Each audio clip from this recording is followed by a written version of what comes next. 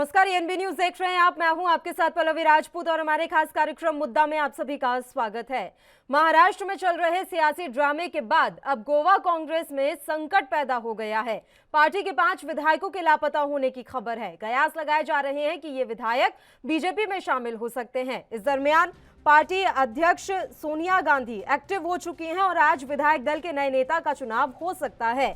घटनाक्रम के बीच विधायकों से बात करने के लिए पार्टी अध्यक्ष सोनिया गांधी ने मुकुल वासनिक को पणजी भेजा है और उन्होंने विधायकों से बातचीत शुरू कर दी है। कांग्रेस का दावा है कि बागी विधायकों ने स्पीकर के साथ देर रात एक होटल में मीटिंग की, जबकि बातचीत के दौरान कितने विधायक मौजूद थे इसका पता नहीं चला। इस घटनाक्रम के बाद कांग्रेस पार्टी ने माइकल लोबो को गोवा विधानसभा में नेता प्रतिपक्ष के पद से हटा दिया। उन पर और पूर्व मुख्यमंत्री दिगंबर कामत पर बीजेपी के साथ मिलकर पार्टी के खिलाफ साजिश रचने का आरोप है। कांग्रेस के गोवा प्रभारी दिनेश गुंडू राव ने लापता विधायकों की आलोचना की। उन्होंने कहा कि सत्ता का लुत्फ उठाने वाले आज लालची बने हुए हैं। उन्होंने कहा कि वो माइकल लोबो और दिगंबर कामत से बहुत निराश हैं। राजनीतिक सिद्धांतों की लड़ाई होनी चाहिए, न कि सत्ता की। उन्होंने आगे कहा कि सत्ता तो आती और जाती रहती है। उन्होंने ये भी बताया कि पार्टी के 5 विधायक माइकल लोबो, दिगंबर कामत, राजेश फलदेसाई और डेलियाला से संपर्क नहीं हो पा रहा है।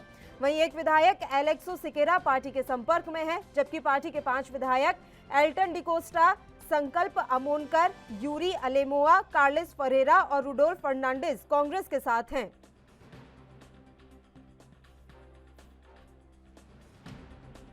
Day before yesterday, in Fortune Hotel, we have addressed the press.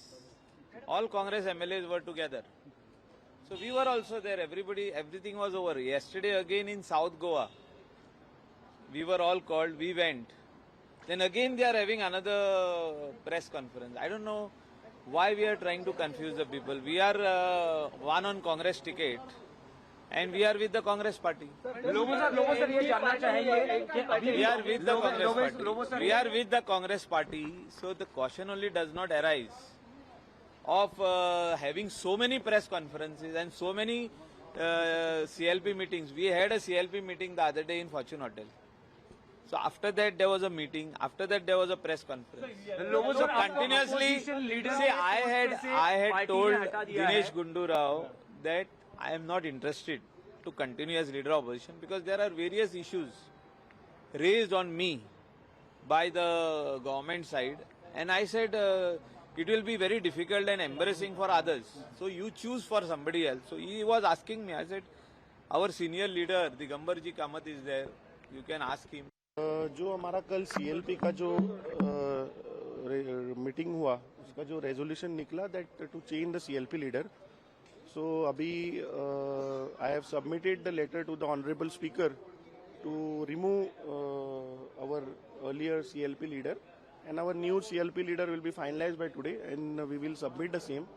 And as said yesterday, I mean that action whatever has to be taken that would. अभी दिगंबर अभी रिएक्शन दिया है कि वो बोलते हैं कि स्टिल हम लोग कांग्रेस का ही है. Digambar and Michael is also saying that they're still in Congress. See, I think our Goa in charge has given a statement yesterday. I mean, so whatever development happened कल के हिसाब से, we have taken, a party has taken a stand, and उस पे हमने कल clarification दिए. But these people have been expelled from the party. So that may probably I'll come back again. It seems there is desperation on the part of BJP. They want to establish somehow the other 2/3 of the majority to be able to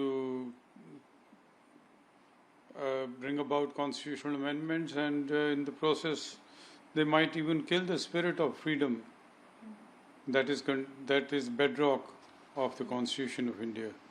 देखिए, Congress party एक डूबता हुआ जहाज है और आज इस बात को सभी विधायक और पार्टी कैडर भी ये महसूस कर रहा है कि इस नेतृत्व से पार्टी का कोई भविष्य नहीं दिख रहा है। इसलिए अब पार्टी का जब भविष्य नहीं, लोग अपना भविष्य तलाश रहे हैं। कांग्रेस पार्टी अपना प्रबंधन नहीं देख रही है और आरोप लगा रही है भारतीय जनता पार्टी की पूर्ण बहुमत की सरकार चल रही। भारतीय जनता पार्टी को किसी बैसाखी की आवश्यकता गोवा में नहीं है। वो अपने लोगों को संभालें और अपने लोगों को, अपनी नीतियों को संभालें, नेतृत्व तो परिवर्तित करें, तब कहीं कांग्रेस पार्टी में कोई जान पड़ेगी।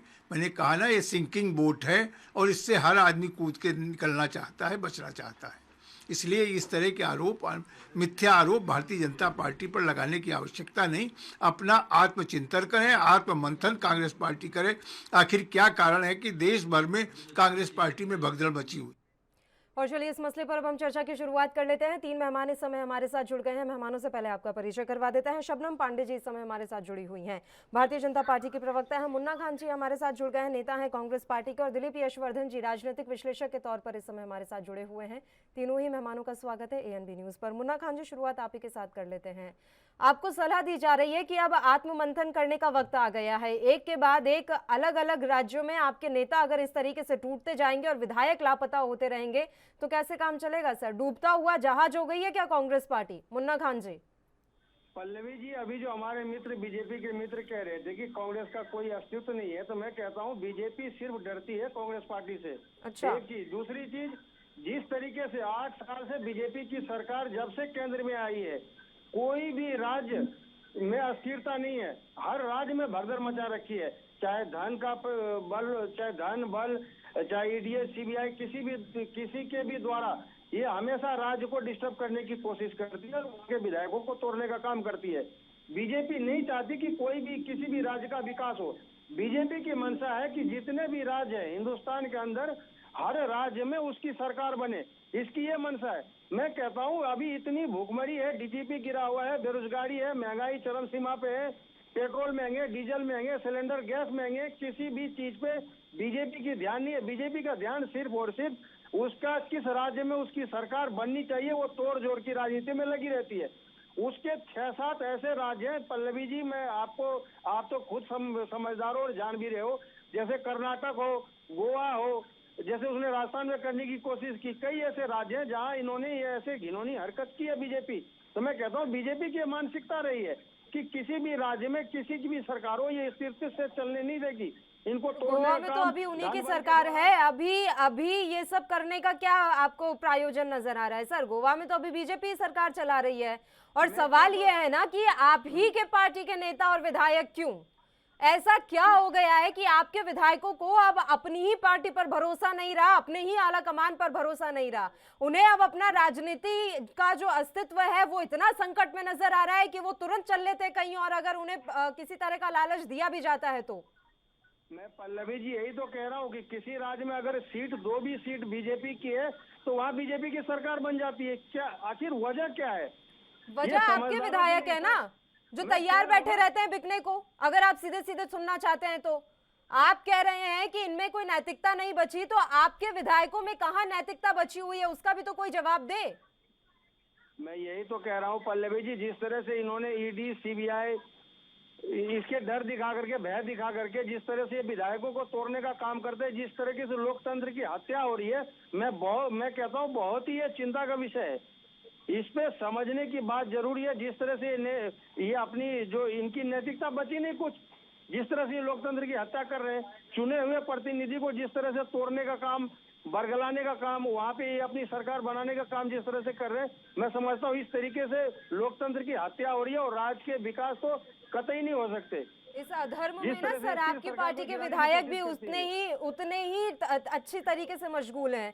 तो ऐसा नहीं है कि अगर आप ये कह रहे हैं कि लोकतंत्र की हत्या सिर्फ बीजेपी कर रही है, तो आप भी तो कर रहे हैं, आपके विधायक भी तो करने में सहयोग कर रहे हैं। तो बताइए, फिर तो सीधी सी बात नजर आ रही है कि सारे के सारे राजनीतिक दल एक जैसे हैं, सभी को बस सत्ता चाहिए, सेवा अब किसी को करनी ही नहीं है। ये तो साफ तौर पर दिख रहा है। चलिए शबनम पांडे जी, अब बात ऐसी है कि क्यों आप लोगों को जरूरत अब पड़ रही है कि नहीं, कांग्रेस के जो विधायक हमारे पास आ सकते हैं उन्हें भी हम ले आए? चलने दीजिए ना, जरूरी है क्या हर राज्य में राजनीतिक अस्थिरता बनी रहे? पल्लवी जी देखिए, गोवा में हमारी सरकार है और कांग्रेस के जो विधायक छिटक कर भाजपा की तरफ आना चाहते हैं, उसके पीछे कहीं ना कहीं इनका नेतृत्व जिम्मेदार है। लेकिन जब कभी भी इनके विधायक किसी भी राज्य में टूट कर आते हैं तो ये सीधा आरोप भाजपा पे लगाते हैं। ये उसी कहावत को चरितार्थ करते हैं, नाच ना आए आंगन टेढ़ा। क्योंकि कहीं ना कहीं अपने नेतृत्व को और अपनी नीति को बदलने की जरूरत है कांग्रेस पार्टी को। तमाम प्रदेशों में, चाहे वहां हमारी सरकार हो या ना हो, इनके विधायक चिटक कर आते हैं और ये कहते हैं कि इनके 2 भी सीट होते हैं तो ये सरकार बनाती है। महाराष्ट्र का उदाहरण लीजिए, हमारी सीटें तो हम सबसे बड़ी पार्टी थे और ये 44 सीट पे नाच रहे थे वहां।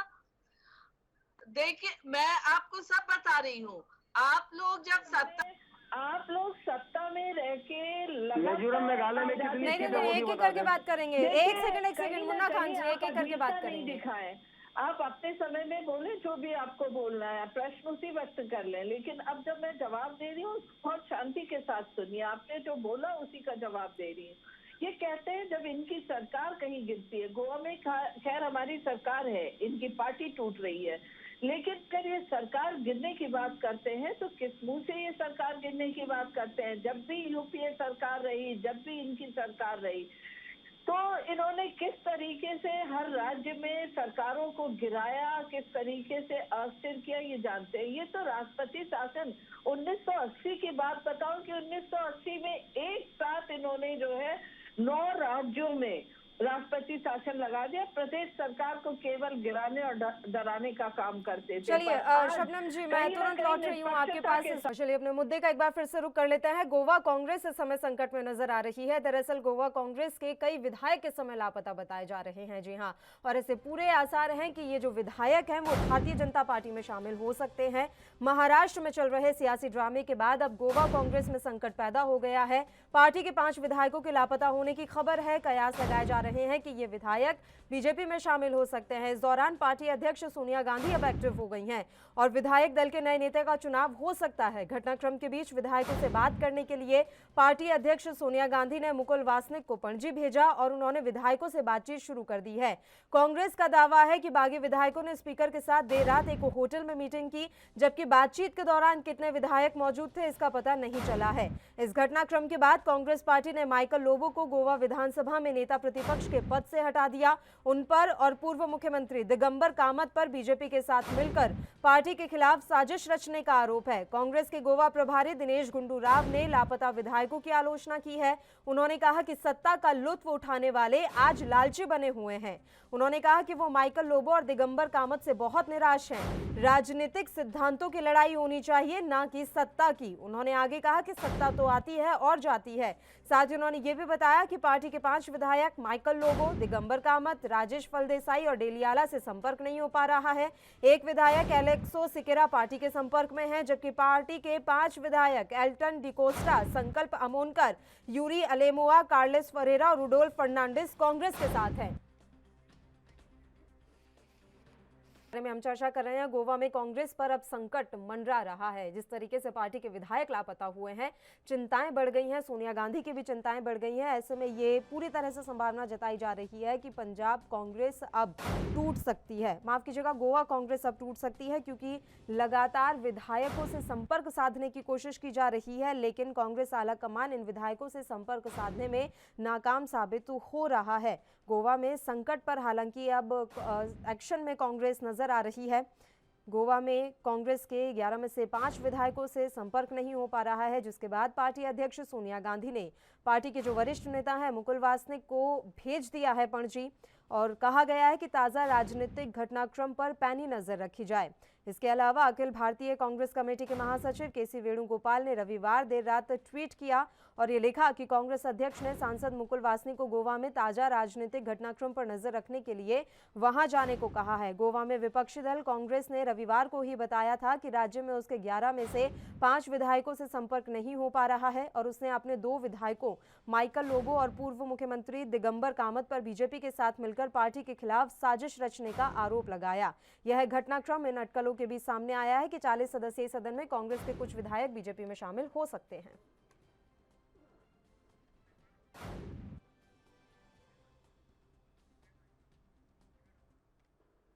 और चलिए एक बार फिर से अपने मेहमानों का रुख करते हुए हम चर्चा की शुरुआत कर लेते हैं। शबनम जी, अब आप अपनी बात जारी रखिए। देखिए, साथ में जो कांग्रेस के विधायक है वो कहते हैं कि जो इनके गुंडू राव जी हैं वो कह रहे हैं कि राजनीतिक सिद्धांतों को इन विधायकों को मानना चाहिए। किसी भी संगठन में अगर किसी सिद्धांतों को मानना है और विचारधारा को मानना है तो पहले ऊपर से ये धारा चलती है। जी। जिस तरीके से इनके नेतृत्व सिद्धांत विहीन है, नीति विहीन है, तो कहीं ना कहीं ये जो हर राज्यों में इनकी टूटन हो रही है। आप देखिए राजस्थान में अस्थिरता बीच में आई थी जो पायलट और गहलोत जी को लेके हो रही थी, तो कहीं ना कहीं सिद्धांतों को का गला दबाया जा रहा है। जो परिक्रमा में तेज होता है उसको पद दिया जाता है, इस तरीके से होता। और साथ साथ वंशवाद की राजनीति बहुत मुखर होकर वहां दिखती है। तो ये इनकी टूटन की वजह ये खुद है। ये भारतीय जनता पार्टी पे बार बार इसका आरोप लगाते हैं। वह भारतीय जनता पार्टी गोवा में सरकार में है और उसके बावजूद कांग्रेस में इस तरीके से अस्थिरता है। तो इसको कांग्रेस को आत्ममंथन करना चाहिए, समीक्षा करनी चाहिए कि क्या वजह है कि हर जगह से उनके विधायक और सांसद टूटकर भारतीय जनता पार्टी की तरफ रुख कर रहे हैं। भारतीय जनता पार्टी एक संगठन बेस्ड पार्टी है और यहाँ जो विचारधारा है, विचारधारा पे पूरी तरीके से ऊपर से नीचे तक अमल किया जाता है और लोकतांत्रिक आरोप लग रहे हैं आप पर 30 से 40 करोड़ की पेशकश एक एक विधायक को की जा रही है। कौन सी विचारधारा, मुझे ये जरा जानकारी दीजिएगा कि किसी ने अपना राजनीतिक करियर ही कांग्रेस से शुरू किया है और लंबा समय बिता दिया कांग्रेस में और अचानक से पता नहीं ऐसी कौन सी विचारधारा आपकी प्रभावित कर जाती है कि वो अपना इतना लंबा राजनीतिक करियर जिस पार्टी के साथ जोड़े बैठा था वो तोड़कर आपके पास आ जाता है। मुझे जवाब चाहिए होगा आपका, उससे पहले मैं एक रिएक्शन दिलीप जी का ले लेती हूँ। चलिए मैं लौटूंगी शबनम जी। दिलीप यशवर्धन जी बहुत देर से हमारे साथ जुड़े, एक रिएक्शन उनका पहले लूंगी, उसके बाद मैं तुरंत आप ही के पास आऊंगी। दिलीप यशवर्धन जी, मैं कैसे मान लूं कि वाकई में अचानक से कांग्रेस के नेताओं और विधायकों की अंतरात्मा जाग जाती है और वो पहुंच जाते हैं भारतीय जनता पार्टी के पास? ऐसा कैसे संभव है कि ऐसी कौन सी विचारधारा इनकी हो गई है कि एकदम से प्रभावित करती है? मेरी आवाज आ रही है आपको? जी दिलीप जी। पल्लवी जी मेरी आवाज पहुंच रही है? जी जी पहुंच रही है, बताइए सर। पल्लवी जी, पहली बात तो ये है कि जो राजनीतिक पार्टियां हैं अगर वो सरकार बनाने की कोशिश नहीं करेंगी तो क्या अपोजिशन में बैठने की कोशिश करेंगी? दूसरा, भारतीय जनता पार्टी लोकतंत्र का गला घोटती है, इसमें कोई दो राय नहीं है कि जब भी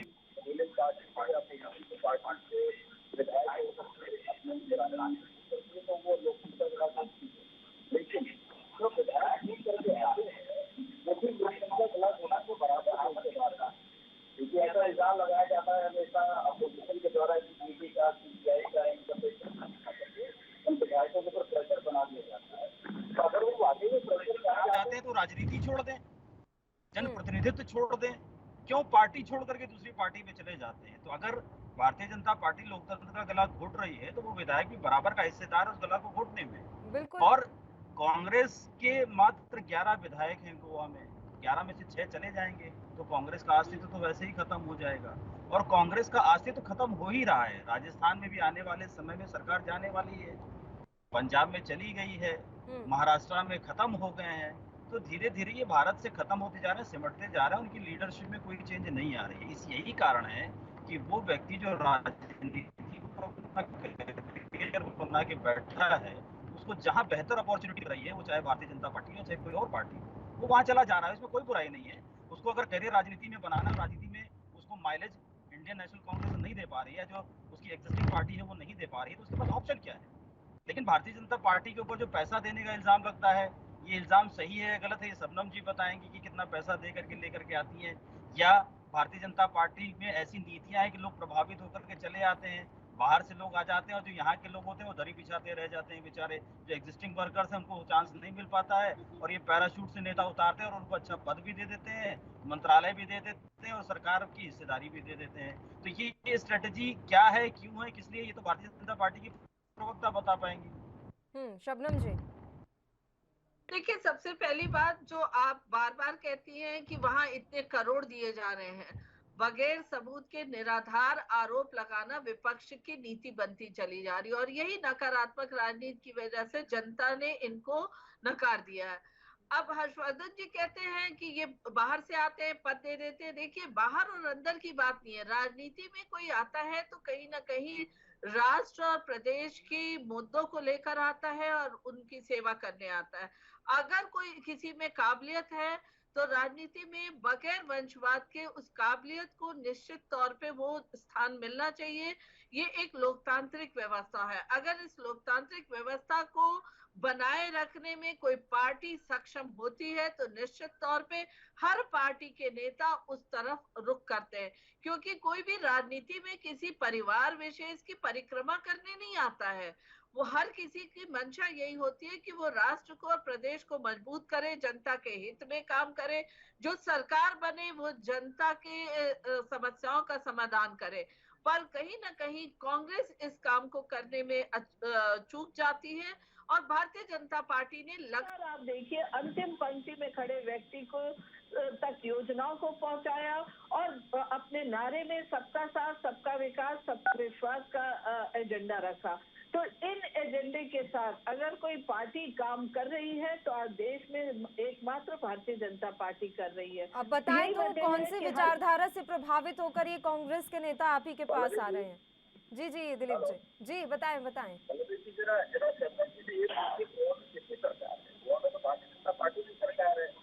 निश्चित तौर पे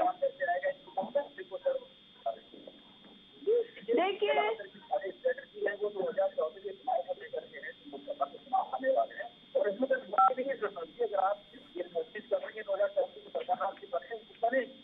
कोई दोहराई भी नहीं है और उसको और मजबूत करने की जो कोशिश आपकी पार्टी करती है वो कोई बुराई नहीं है, लेकिन जो इल्जाम आप लगा रहे हो सरासर गलत है।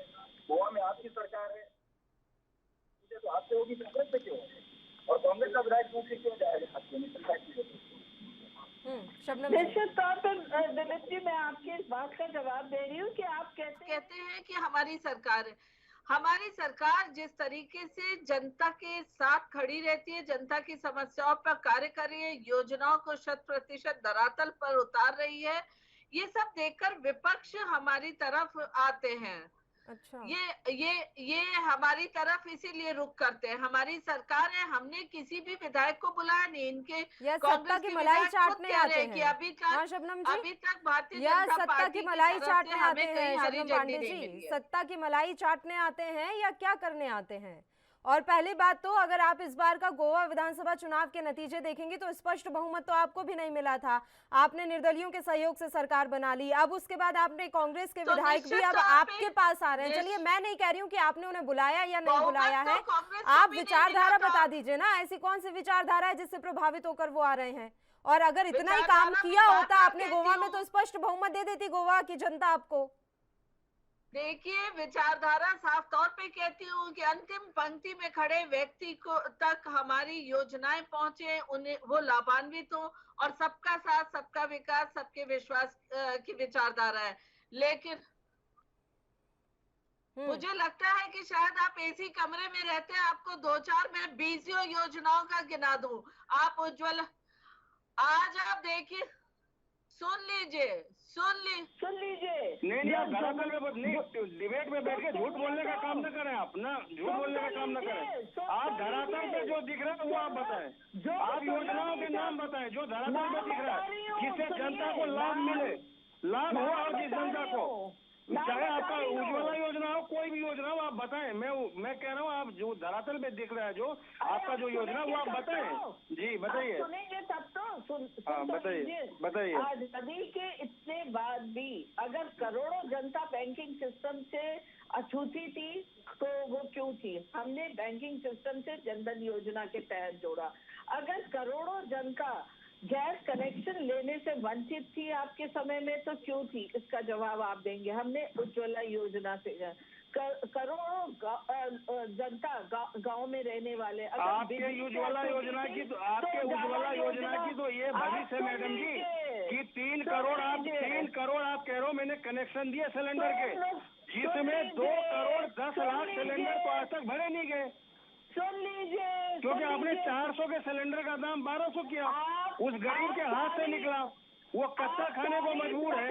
नकारात्मक बयानों को लेकर जनता के बीच गए, जनता ने आपको धड़ाम से गिराया, ये भी आपको पता, क्योंकि जनता जानती थी आज आप नहीं, इतनी घमंड भी न करे, इतनी घमंड न करे, माना नहीं मैडम जी, मैडम तो काम सुनाएंगे भी। आप काम नहीं करते थे, घोटाले करते थे, तो आप घोटाले सुनाएंगे, हम काम करते हैं तो काम सुनाएंगे। एक दो घोटाले का नाम भी बता दीजिए, एक दो घोटाले का नाम भी बता दीजिए।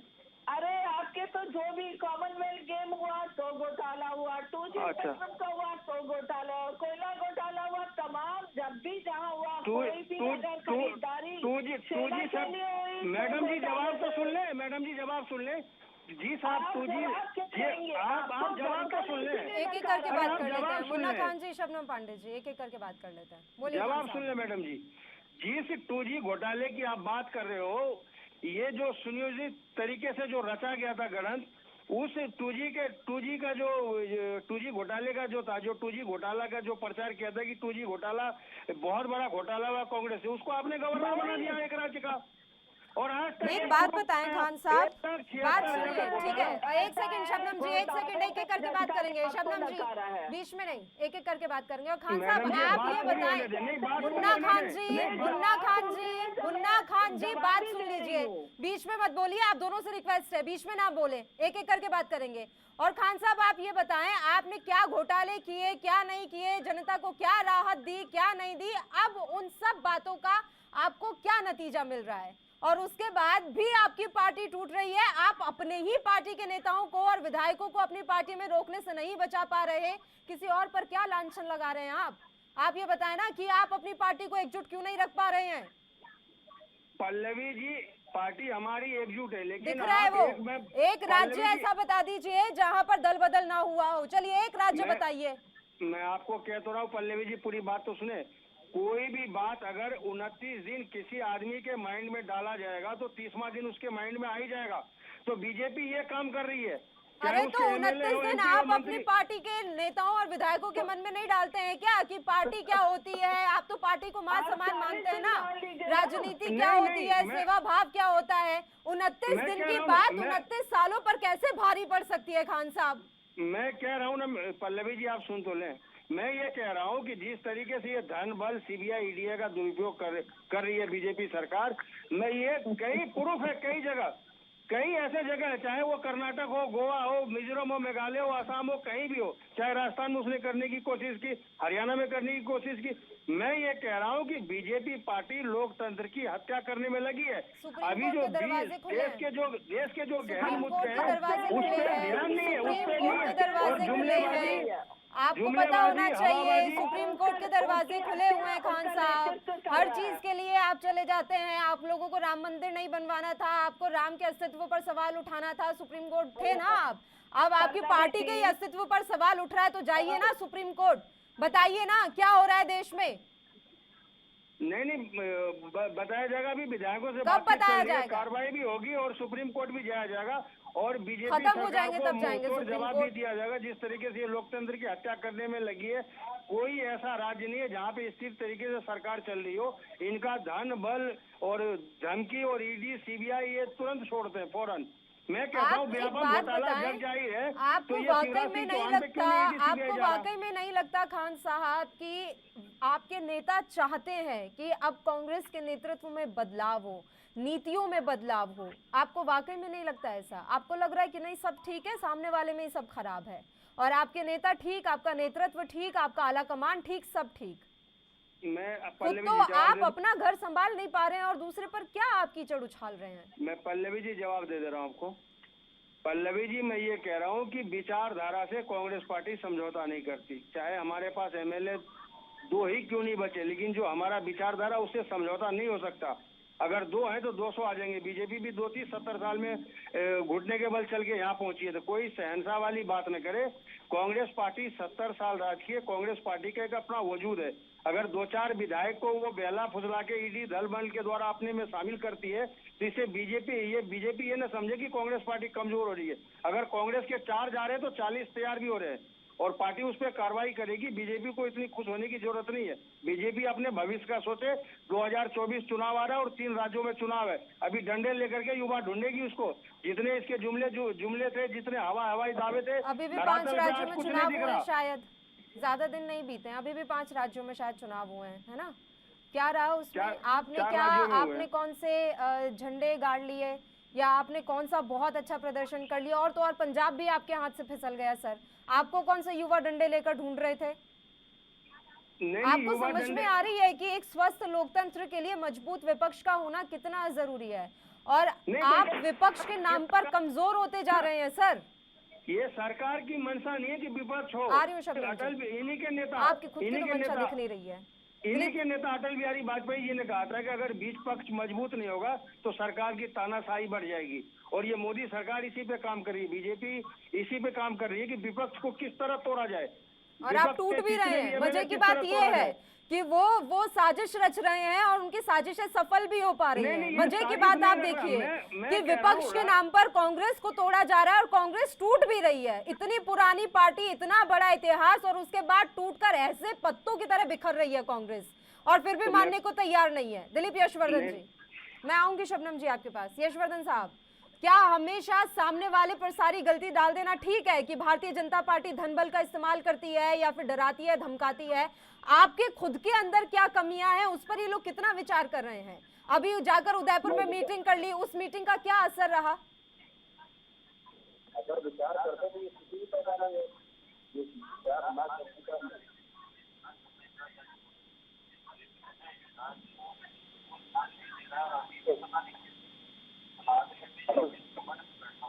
इनके गिरने का, इनके पतन का यही एकमात्र कारण है, और यही एकमात्र कारण है कि आगे चल के हाशिए पर आ जाएंगे और देश से खत्म हो जाएंगे, और इनका विकल्प दूसरी पार्टियां तैयार हो जाएंगी। राष्ट्रीय स्तर पर अगर बात करें तो कांग्रेस के अलावा दूसरा कोई विकल्प नहीं है। लेकिन 2024 की जो स्थिति दिख रही है, उस स्थिति में कांग्रेस कहीं फाइट में नहीं है। अपोजिशन तो छोड़ दीजिए, सिर्फ नाम मात्र की अपोजिशन है, लेकिन सीटों को लेकर के ये भारतीय जनता पार्टी के सामने कहीं फाइट में भी नहीं है। और जो रही सही स्थिति इनकी मजबूत है, उसको भारतीय जनता पार्टी खत्म करने की कोशिश कर रही है, और इनके नेता अपनी सत्ता के लालच में, अपने राजनीतिक कैरियर को बचाने के लालच में डूबती हुई नैया को छोड़ करके तैरती हुई नैया का हाथ पकड़ रहे हैं। इसमें कोई बुराई नहीं है, उनको अपना राजनीतिक कैरियर बनाना है और भारतीय जनता पार्टी को इससे मजबूती मिले। लेकिन जो भारतीय जनता पार्टी के एग्जिस्टिंग कार्यकर्ता हैं, उनके साथ बड़ी नाइंसाफी होती है। जो बेचारे मेहनत करते हैं, जो बिल्कुल जमीनी स्तर पर काम करते हैं, उनके साथ जरूर नाइंसाफी हो जाती है। और शबनम जी एक बात बहुत अच्छी कह रही थी, मैं सहमत हूँ शबनम जी की इस बात से कि आखिरी पंक्ति में खड़े व्यक्ति को अगर किसी ने लाभ पहुंचाया है तो भारतीय जनता पार्टी ने पहुंचाया है। लेकिन शबनम जी मेरी एक बात से सहमत नहीं होंगी कि वो आखिरी और ऊपर वाले के बीच में जो मिडिल क्लास है, उसको बड़ी तगड़े से इग्नोर करती है आपकी सरकार, और उसके पे सिवाय टैक्सेस के बोझा लादने के अलावा दूसरा कोई काम नहीं कर रही है सरकार। इस बात को शबनम जी मानेंगी, लेकिन यहाँ स्क्रीन पे बैठ के एक्सेप्ट नहीं करेंगी, उनकी अपनी मजबूरी है। शबनम जी, मुझे दिलीप जी की आवाज बहुत क्लियर नहीं आई है, लेकिन मैंने जितनी भी बातें सुनी, इससे ये बात जरूर बता सकती हूँ कि कांग्रेस के साथ ही ईडी और सीबीआई की बात कर रहे हैं। इन्हें याद रहना चाहिए कि सुप्रीम कोर्ट ने क्या कहा था। सुप्रीम कोर्ट ने कांग्रेस यूपीए की सरकार के समय कहा था कि इन्होंने सीबीआई को पिंजरे का तोता बना दिया। फिर ये कहते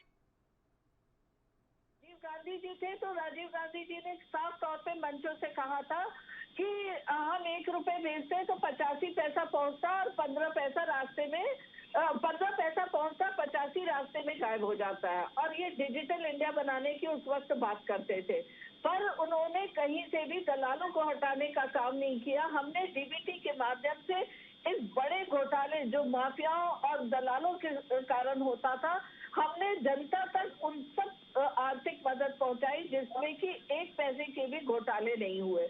तो देखिए, हमारी मंशा जितनी साफ है और हमारा नेतृत्व जितना मजबूत है और हमारा संगठन जितने समर्पण भाव से काम कर रहा है, कहीं ना कहीं आज हर राजनीतिक दल को ऐसा महसूस होता है, उसमें रहने वाले जो देश के प्रति समर्पित विधायक और सांसद हैं, कि हम भारतीय जनता पार्टी का साथ दें राष्ट्र के मजबूत निर्माण के लिए।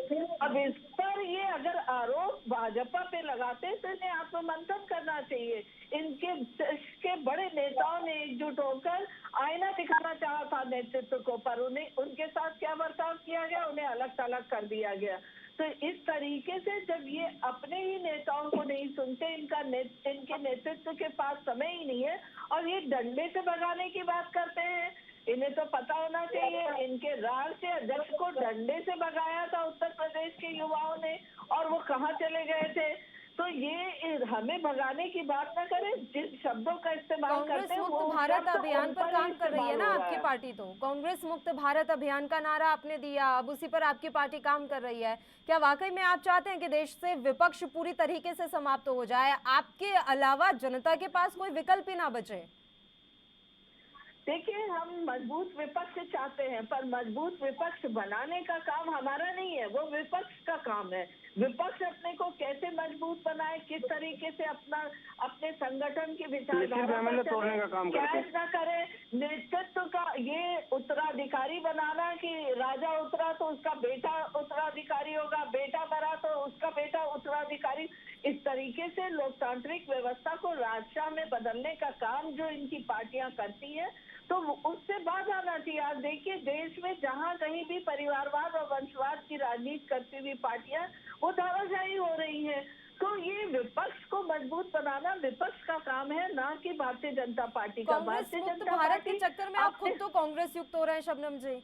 हर राज्य में आप कांग्रेस से नेता अपनी पार्टी में ले लेते हैं, पता नहीं किसकी ये विचारधारा मिक्स तो नहीं हो रही है? कांग्रेस की भी विचारधारा, बीजेपी की भी विचारधारा, ये बिल्कुल आपके यहाँ पर लंबी चौड़ी फौज कांग्रेस के नेताओं की और कार्यकर्ताओं की इकट्ठी होती जा रही है।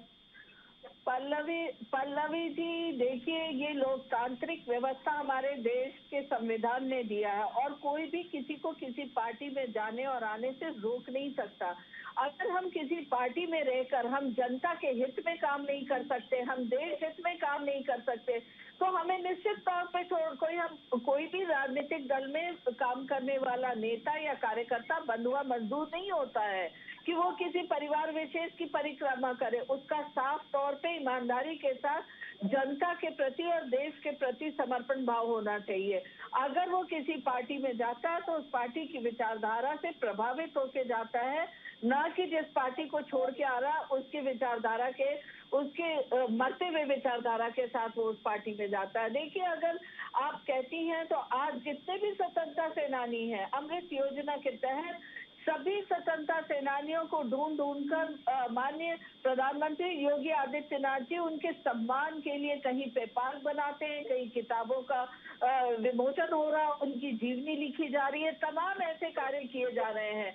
पर अगर आजादी के स्वतंत्रता सेनानियों का पे वोट बटोरना हो तो कांग्रेस पार्टी करती है, उन्हें बुलाने का काम कांग्रेस पार्टी करती है। लेकिन भारतीय जनता पार्टी लगातार देश के स्वतंत्रता सेनानी से लेकर देश की मजबूती के लिए खड़ी दिख रही है और यही वजह है कि आज विपक्ष विलुप्त होता दिख रहा है। मुन्ना खान जी। मैडम जी, अभी मैं कह रहा हूँ, मैडम जी ने बहुत अच्छा भाषण दिया, जैसे स्टेजों पे भाषण दिए जाते हैं ना, इसी तरह ये बीजेपी जुमलेबाजी में फर्स्ट है। अभी कंपटीशन दौर मचा हुआ है, रुपया और बेरुपया में कौन नीचे गिर सकता है, कौन ऊपर गिर सकता है। तो ये आप सवाल न करें, जनता के हित की बात आपने एक भी नहीं की। और जनता के हित की क्या बात हुई, जनता को क्या फायदा हुआ आपकी सरकार बनने पे, जनता के पास कौन सी योजना आई थी जो सीधा सीधा लाभ पहुंचाए, वो आपने बताया नहीं। आपने वो आपने नहीं मैडम जी, आप शांति धैर्य से सुने, मैं धैर्य से सुने, आपने बात की, मैं तो बोला नहीं। मैं कह रहा हूँ मैडम जी, मैं कह रहा हूँ बार बार की दो चार न्यूज चैनल को खरीद लेने से सरकारें नहीं चलती। जनता के नजरों में है सारी बात। आप जिस तरह से आपके जो वादे थे कि बहुत हुई महंगाई की मार, इस बार फलान ढिकाम सरकार, बहुत हुई औरतों पे अत्याचार, इस बार फलान ढिकाम सरकार, कहाँ गए वो वादे? बहुत हुए जो नेपाल का, नहीं मैं कह रहा हूँ मैडम जी सुन तो लेकर धैर्य बना सुन ले। आप कहते थे क्या बात है, क्या वजह है, नेपाल का रुपया नहीं गिरता, श्रीलंका का रुपया नहीं गिरता, हिंदुस्तान का ही रुपया गिरता है। आज क्यों गिर रहा है? आज पेट्रोल महंगे क्यों है? आज महंगाई चरम सीमा पे क्यों है? आज सिलेंडर के दाम 3 गुना क्यों है? आज जो युवा बेरोजगार है वो क्यों है? सरकार किस धरातल पे काम कर रही है? सिर्फ जुमलेबाजी पे, हवाबाजी पे? कम से कम धरातल पे दिखने चाहिए। मैं ये नहीं कर रहा हूँ, ये मैं आप सुन ले मैडम जी, सुन ले मैडम जी, सुनिए मैडम जी, सारे न्यूज सुनता हूँ और आपके जो खरीदे 2-4-5 न्यूज चैनल है ना, वो भी सुनता हूँ मैं, आप सुन तो ले। एक भारत है। आप धैर्य से सुन ले, धैर्य से सुन ले। ये शाह और शहनशाह की जो जोड़ी है, ये देश को बर्बाद कर रही है। ये देश श्रीलंका के कगार पे जा रही है। जिस तरीके से अगर नहीं, अगर आप सुन ले, अरे आप सुन तो ले, अरे आप सुन तो ले, ये शाह और शहनशाह देश को बर्बाद कर रहे हैं। मैं डायलॉग नहीं दे रहा, आप सुन तो ले पूरी, आपको सुनने, यही बीजेपी में कमियां हैं। खुद सुना रहे, मैं शांति से सुन रहा हूँ। जब मैं कह रहा हूँ आप शांति से सुन नहीं रहे। अरे आप सुनने की धैर्य रखे, टीवी पर आके दंगा करने की कोशिश न करें, शांत रहे। अरे आप सुन तो ले मैडम जी, सुन तो ले। मैं कह रहा हूँ कि अडानी और अंबानी के सिवा आज तक किसी को व्यापार में प्रॉफिट नहीं हुआ। आज युवा बेरोजगार है, महिलाओं पे अत्याचार बढ़ रहे हैं, मिडिल क्लास के जो लोग हैं उसके कारोबार बंद हो रहे हैं, धरातल पे आ रहे हैं। वो किसानों की आत्महत्याएं हो रही है, साथ साथ तो किसानों की आत्महत्या हो गई, लेकिन बीजेपी सरकार के पास रिकॉर्ड नहीं है। सोए कहाँ थे क्या? स्टार्टअप देखिए, युवाओं ने स्टार्टअप का एक इतिहास रचा। नहीं, अभी युवाओं ने पूरे हिंदुस्तान में इतिहास रचा था सरकार के खिलाफ। एक बात बता दीजिए खान साहब, एक एक करके बात नहीं, कर अभी लेते हैं, अभी युवाओं ने पूरे हिंदुस्तान के अंदर डंडे लेकर के सरकार को ढूंढने का जो काम किया, ये भी एक बात तो बताएं खान साहब, आप कैसे कमजोर पड़ रहे हैं फिर? इतने बड़े बड़े मसले हैं और इन्हें राष्ट्रीय मुद्दा बनाने में आप विपक्ष में होने के नाते असफल हो गए। हाँ, आप लोगों को जाना था जुलाई से भारत जोड़ो यात्रा पर, पता नहीं कहाँ आपकी भारत जोड़ो यात्रा। आप बात कर रहे हैं कि इतने बड़े मसले हैं और चैनल्स खरीद लिए, चैनल्स मान लो सारे चैनल्स बिक गए, हम खुद कह रहे हैं सब बिक गए, आप तो नहीं बिके ना, आप तो विपक्ष में हैं, पुरानी पार्टी है, इतने करोड़ों कार्यकर्ता होंगे आपके पास, जाइए अलग जगाइए, जागरूकता फैलाइए। आपसे तो कुछ हो नहीं पा रहा है, अपनी पार्टी के नेता तो आपसे संभल नहीं रहे हैं। पल्लवी जी, मेरी बहन, मैं आपको याद दिला दूं, अगस्त से भारत जोड़ो आंदोलन की शुरुआत होगी। ये अगस्त से 10 अगस्त से, हंसने की बात नहीं है, 10 अगस्त से भारत जोड़ो आंदोलन की शुरुआत होगी। जिस तरह से बीजेपी पूरे देश के अंदर सौहार्द बिगाड़ने का काम कर रही है, भाईचारा को बर्बाद करने का काम कर रही है, मैं कहता हूँ जब तक आपसी भाईचारा कायम नहीं होगा, ये देश का विकास नहीं हो सकता। आज आप देख लो, बॉर्डर का जितने भी एरिया है वो सिक्योर नहीं है। चाइना घर बना रहा है, इनको पता नहीं है। कई तरह के यहाँ पे आतंकवादी हमले हो रहे हैं, सरकार की खुफिया एजेंसी फेल है। सरकार सिर्फ अभी धन और बल के द्वारा, ईडी सीबीआई के द्वारा कहाँ पे इसकी सरकार बने, किस राज्य में तो मेरा सवाल था जिसका जवाब आपने नहीं दिया। तोड़ना है। आप इन मसलों को बड़ा मुद्दा बनाने में क्यों असफल हो रहे हैं सर? आपको कौन रोक रहा है? आपके राहुल गांधी को पेशी के लिए ले जाते हैं या पूछताछ के लिए ले जाते हैं, पूरी दिल्ली को आप जाम कर देते हैं, आगे आगजनी आपके द्वारा की जाती है, वो आपके लिए बड़ा मुद्दा हो जाता है। लेकिन महंगाई आपके लिए बड़ा मुद्दा नहीं है, भुखमरी आपके लिए बड़ा मुद्दा नहीं है, शिक्षा आपके लिए बड़ा मुद्दा नहीं है, महिला सुरक्षा आपके लिए बड़ा मुद्दा नहीं है कि 6-6 दिन आप रोड पर जाकर प्रदर्शन करें। लेकिन राहुल गांधी को ईडी ने बुला लिया तो पूरी की पूरी दिल्ली आप लोगों ने जाम कर दी। मैं कह रहा हूँ पल्लवी जी, 54 घंटे 6 दिन पूछताछ हुई, ईडी से क्या मिला? अरे मैं आपसे पूछ रही हूँ कि जब इतने बड़े मुद्दे हैं देश में तो आप कहाँ सोए पड़े हैं? एक दिन का सांकेतिक प्रदर्शन करके आप क्या दिखाना चाहते हैं? आपसे हो क्या रहा है मुझे ये बताएं ना खान साहब। आप अपनी पार्टी को जोड़कर नहीं रख पा रहे, जनहित से मुद्दे आप बड़े मुद्दे नहीं बना पा रहे कि लोगों को समझ में आए कि एक्चुअली देश में चल क्या रहा है। आप क्या कर रहे हैं? विपक्ष में होने के नाते आप क्या जिम्मेदारी निभा रहे हैं? आपका अस्तित्व खत्म होने की कगार पर है। पल्लवी जी सुन रही हूँ मैं, बताएं। पल्लवी जी, मैं कह रहा हूँ हमारे दिल्ली प्रदेश अध्यक्ष चौधरी अनिल कुमार जी आए दिन धरने प्रदर्शन करते रहते, चाहे वो महंगाई का मसला हो, बेरोजगारी का मसला हो, युवा जो बेरोजगार उसका मसला हो, या किसी कर्मचारी के सैलरी का मसला हो, या साफ सफाई का मसला हो, तो धरना प्रदर्शन तो आए दिन हो ही रहा है। अब ये सरकार किस वजह से बन रही है, ये बहुत ही चिंता का विषय है। इस पर ध्यान देने की जरूरत है कि इतना दम नहीं बचा है, विपक्ष में इतना दम नहीं बचा है कि सरकार को झुका दे। आप सीखिए उन किसानों से कि इतना लंबा आंदोलन उन्होंने चलाया और आपके समर्थन की या सहयोग की उन्हें जरूरत नहीं थी कि सरकार को अपना फैसला वापस लेना पड़ा। आप सीखिए, आप लोगों में अब उतनी हिम्मत नहीं बची है कि अकेले के दम पर आप कुछ कर पाए। बड़ा दुख होता है ये सोच के कि इस देश में विपक्ष नाम की चीज अब खत्म होती जा रही है, इकट्ठे ही नहीं हो पाते हैं आप लोग। और उसके बाद जब आपसे पूछा जाए कि आपकी पार्टी क्यों टूट रही है तो आप ये कह देते हैं कि धनबल, ईडी और सीबीआई का डर। फिर आपसे कहा जाए कि जाइए सुप्रीम कोर्ट जाइए, दरवाजे खुले हैं, तो आप कहते हैं कि नहीं अभी तो हम जाएंगे। और कितना इंतजार सर, और किस बात का इंतजार है आपको? नहीं, मैं अभी पल्लवी जी बातचीत चल रही है, अभी टूटी नहीं है बात, संभावना बन रही थी।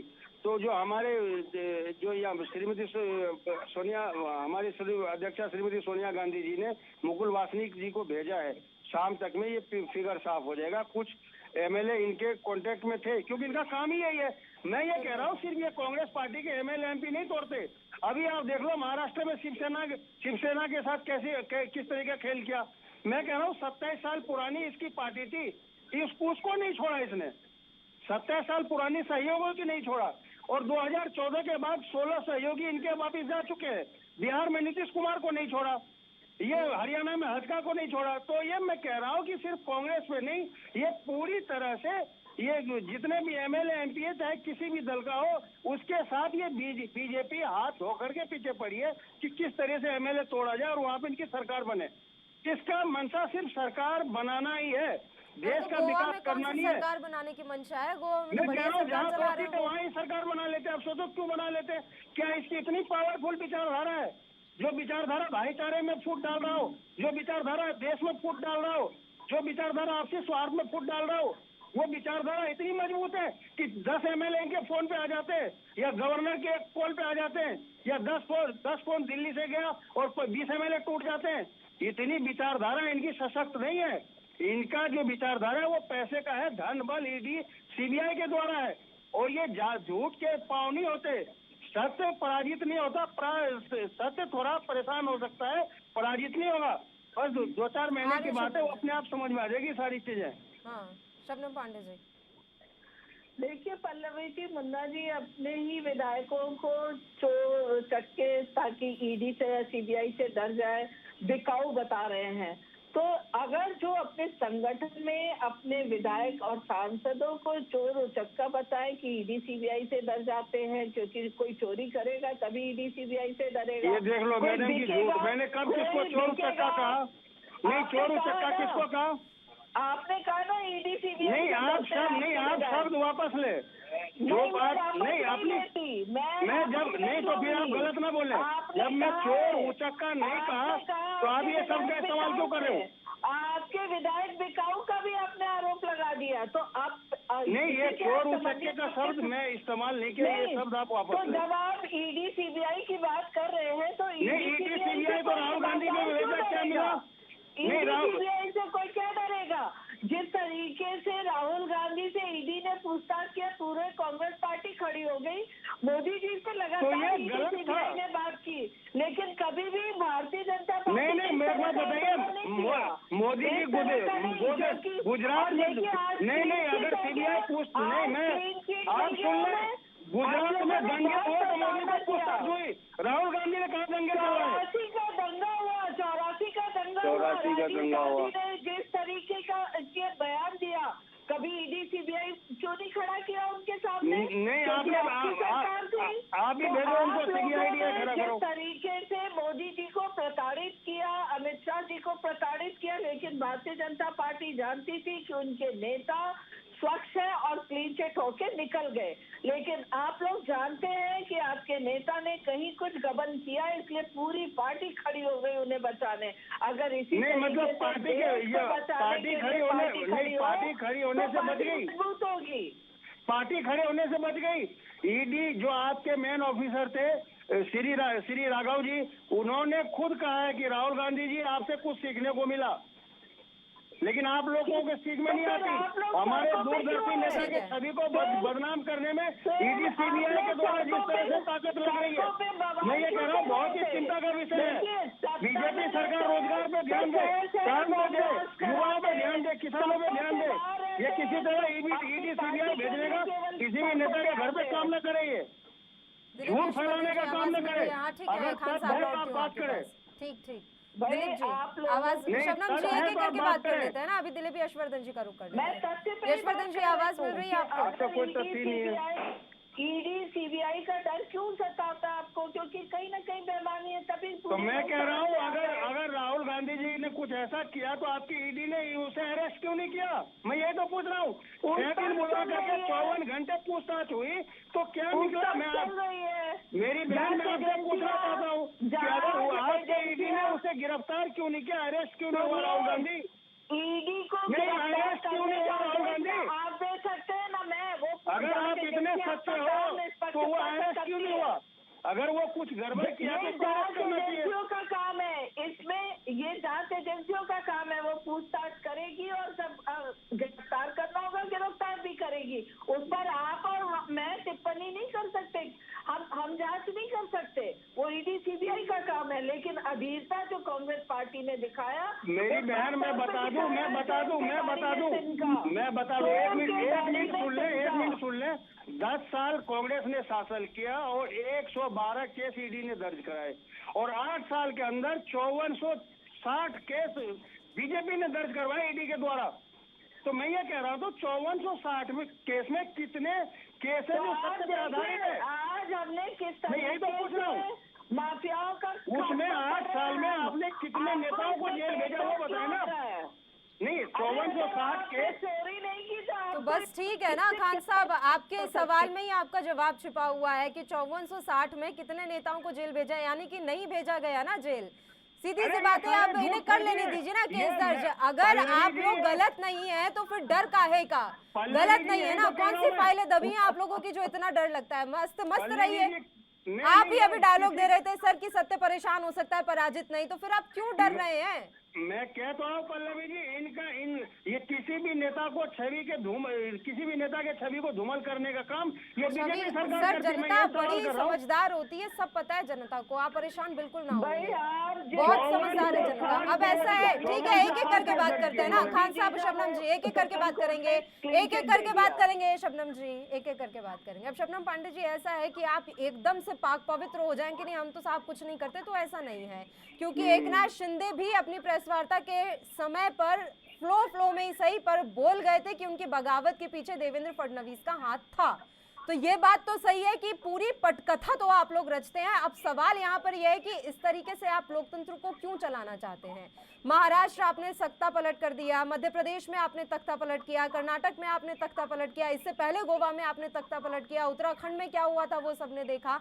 क्यों आपको करना है ये सब? फिर ये चुनावों का क्या मतलब रह जाएगा? मत करवाइए ना चुनाव। मैं आ रही हूँ खान साहब, मेरा सवाल आपसे नहीं है, बीच में ना बोलें प्लीज। शबनम जी, इन चुनावों को मत कराइए। क्यों इतना पैसा वेस्ट करते हैं हम विधानसभा चुनाव या लोकसभा चुनाव में? पल्लवी जी, अगर सरकार में रहते एकनाथ शिंदे ने तमाम चिट्ठी में गलतियां लिखी थी उद्धव ठाकरे सरकार की, और उन्होंने ये भी बताया था कि हम किस बात से नाराज हैं, तो अगर अंतरकलह उनके बीच में है और उस अंतरकलह के वजह से कोई हमारे साथ आता है, तो कोई कैसे इसको गलत कह सकता कि भारतीय जनता पार्टी ने गलत किया? पायलट मैं तो शिंदे का ही बयान बता रही हूँ आपको, मैं अपने मन से तो कुछ कह नहीं रही हूँ। शिंदे ने ही बयान दिया ना, शिंदे ने ऑफिशियल स्टेटमेंट है उनका। ये भी बयान शिंदे जी ने ही दिया था कि किस तरीके से उद्धव ठाकरे जी एनसीपी के दबाव में काम कर रहे थे, उनकी सुन नहीं रहे थे, उनसे मिलते नहीं थे, ये सारी चीजें। कमलनाथ और सिंधिया जी की भी आपने देखा किस तरीके से पार्टी में अंतरकलह हुआ, तो सिंधिया जी आए। राजस्थान टूटी नहीं, लेकिन राजस्थान में भी रोज अंतरकलह की बात आती है। गोवा में भी यही बात रही, नेतृत्व से नाराज विधायक आज नाराजगी का फायदा उठा रही है भारतीय जनता पार्टी। जहाँ जो नेता किसी वजह से नाराज चल रहा है, आप उसका फायदा उठा लेते हैं, है ना। आपदा में अवसर, ये प्रधानमंत्री ने दिया था ना नारा, आप समझ में आ रहा है इसका क्या मतलब है कि आपदा में अवसर क्या होता है? चलिए, फिलहाल समय की कमी है इसलिए मैं रोक रही हूँ। आप तीनों ही मेहमानों का शुक्रिया चर्चा करने के लिए, आप हमारे साथ जुड़े, आपने अपना वक्त हमें दिया। और इसी के साथ मुद्दा में भी इतना ही। मुझे दीजिए इजाजत। देश और प्रदेश की तमाम ताज़ा खबरों के लिए आप बने रहिए हमारे साथ। नमस्कार।